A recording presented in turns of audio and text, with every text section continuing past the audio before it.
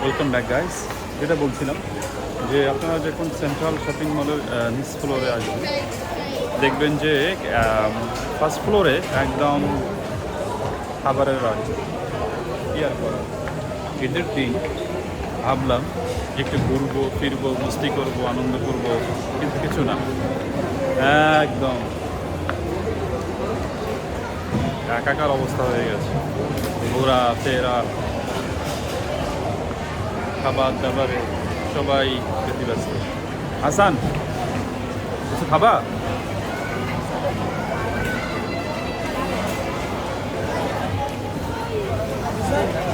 হ্যাঁ, কেকটা কিছু খাবা নাকি পাতঙ্গে গিয়ে কোথাও বসে আসো?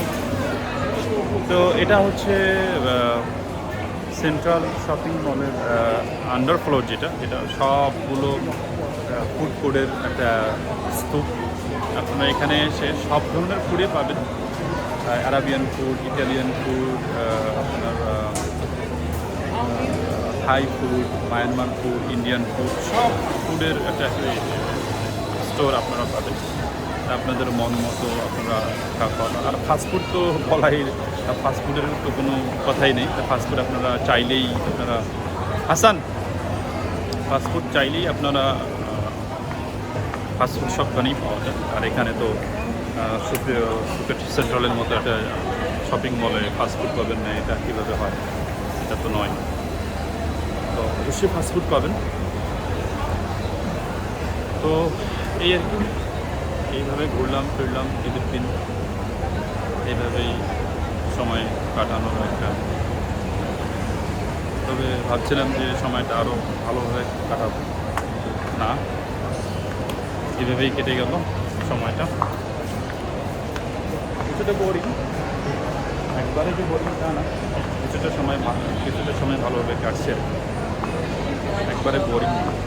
সন্ধ্যাবেলা এসে যখন ভাবলাম যে একবারে মনে হয় দিনটা একদম বোরিংয়ে কাটবে, ঠিক তখনই ভাবলাম যে না, সেন্ট্রালে গিয়ে একটু ঘোরাফেরা করবো, লাইভ একটু ভিডিও করে পুরো সময়টা ভালো হবে।